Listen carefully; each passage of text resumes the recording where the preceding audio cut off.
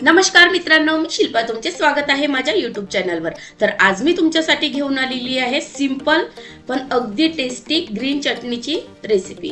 अगदी सिंपल आणि चवीला अगदी छान आणि याच्याने आपली इम्युनिटी पण वाढते। तर ही आवळ्याची ग्रीन चटणी आज मी तयार करणार आहे। इथे आवळा घेतलेला आहे, बघू शकता स्लाइस करून।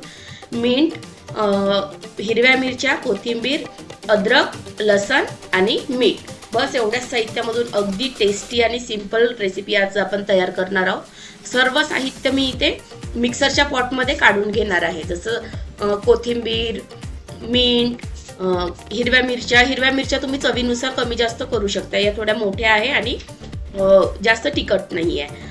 लसण, अद्रक आणि आवळा, मेन इन्ग्रेडियंट आपला आज आहे आवळा आणि खूप टेस्टी चटणी याने बनवून तयार होते। मीठ सुद्धा मी टाकून घेतलेलं आहे आणि थोडं मी यामध्ये काळं मीठ सुद्धा घालणार आहे, याने चव छान वाढते आणि छान अशी खट्टी मिठी चटणी बनवून तयार होते। आणि आईस क्यूब घातलेले आहे, 2 आईस क्यूब, याने आपल्या चटणीचा कलर अगदी पाहिजे तसा राहील। मस्तपैकी मिक्सरला बारीक करून घेतलेली आहे, अगदी फाईन बारीक करून घ्यायचे। बघू शकता तुम्ही याचं टेक्स्चर छानपैकी बारीक करून घेतली।